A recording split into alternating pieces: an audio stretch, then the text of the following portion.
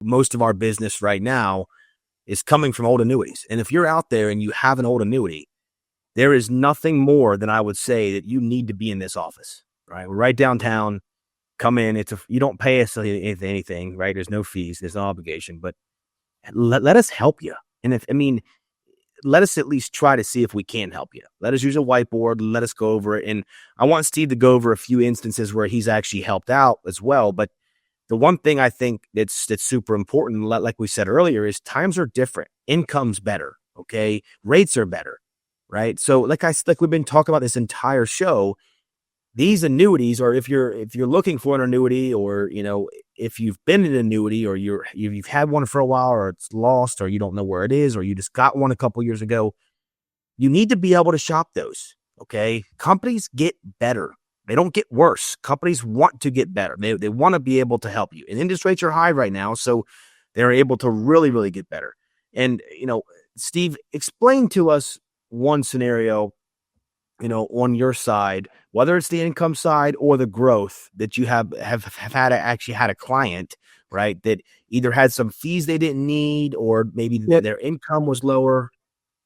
Yeah, you and I both have been doing a lot of business here the last 6-8 months, looking at annuities in the area, comparing them to the marketplace like you talk about. And I think one of the things I'd like the listeners to think about, if you purchased an annuity 3, 4, 5 years ago, if anybody recalls where interest rates were 3 or 4 or 5 years ago. I mean, I think we had a zero interest rate at one time, and they were 1%, 2%. So when people go into these annuities, they got into them 4 years ago, even, or 3 years ago. That whole annuity contract's based on the current interest rate environment. So we go into contracts now, the interest rates are higher.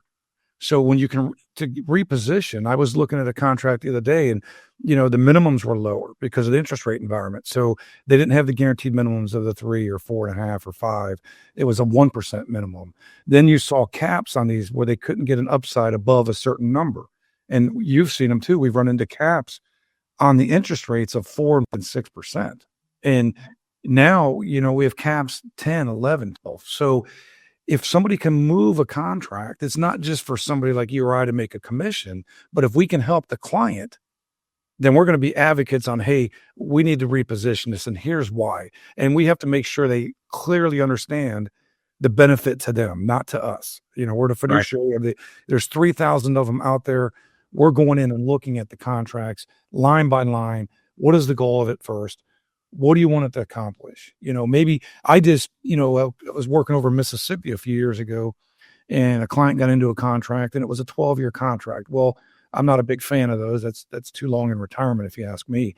So I was able to reposition what he had, and he was only in the contract for 3.5 years. So he had some charges to move it, but we made up the charges. I put him into a 7-year contract, which was less than the remaining contract term he was in. And I gave much higher caps going forward. And that made perfect sense. He wanted accumulation, and you and I, we just helped the client not too long ago in Orange Beach. And I'll let you talk about this, but his goal was income down the road a year or two from now. So he got an annuity. I think it was 3, 4 years old. I don't know. Two. It was 2 years old. So he bought one 2 years ago from a company that gave him, your famous words, bogus bonus. And he's like, man, I got this bonus and I got this money and I'm using it for income. And what did you do? I'll let you talk about, what case I'm talking about, I'm sure. Yeah. I think, sitting down with clients and understanding what they have first is super important. And, for anyone out there, that's the number one thing that you should understand. If you don't understand the full contract, right, that's the first red flag. Okay. And this is what kind of happened. I mean, I sat down with the client over at Orange Beach, super wealthy guy. Ended up, wanting a goal, but ended up going with a agent that only had one company. And that's what started the situation. That's why I kind of already knew, the situation that I was in with the client, because, being in the business and being surrounded by people that are not, I won't say uneducated. I'll just say not as versatile as us. Or limited. They're limited, right? Limited is a great word, Steve. Yep. So, being limited on what they can sell and what they can represent for a client, that always gets them kind of in a sticky situation. because, the client ended up having an income of pretty low. It was about 6%, 6.5% of what they put in, right? Well, sadly, what he was sold on was the opposite of the income. We were sold on a income bonus. Okay. And for you guys that don't know what an income bonus is, it's Steve calls it a bogus bonus, but what happens is the company, which I don't know how long this is going to be able to happen, Steve, because I just think they should have a payout rate and that's it. I don't know what that's it. Yes, I agree. That's my personal feelings on it. I think that it's confusing clients and it's confusing agents. I think other agents out there that aren't as, intelligent on some of the products are getting confused when they represent for a client, and it's causes sticky situations. I really do. But anyways, it's not their money. So they think that they've got this bonus that was sold for the wrong way, and their income's low and they have no growth. So all three red flags are popping off. Okay.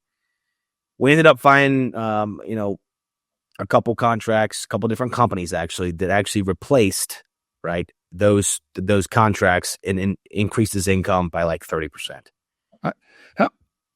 How neat was it though with this exact client?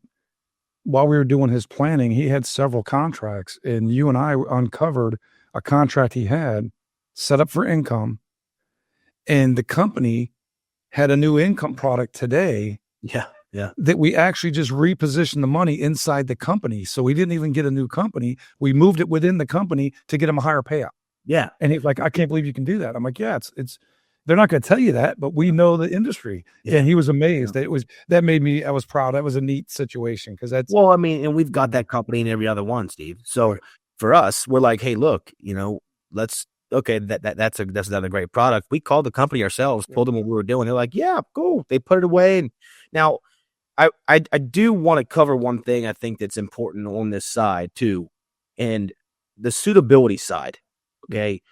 I went over this with some clients in the past couple weeks. The suitability side is why a lot of agents out there, okay, don't do what we do. All right.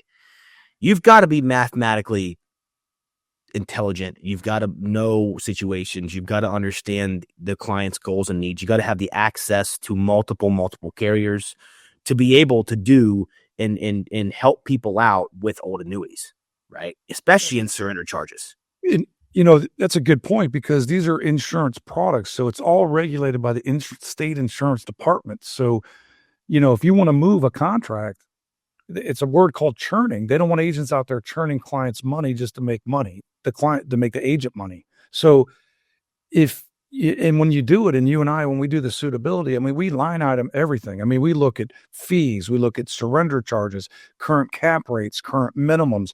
Is the goal income? Does it have long-term care riders on it? Are we looking for growth? I mean, you and I sit down, and I mean, those are the toughest ones, is replacing old annuities, but we do the work for the client. And if it ends up at the end of the day better for the client, then we do it.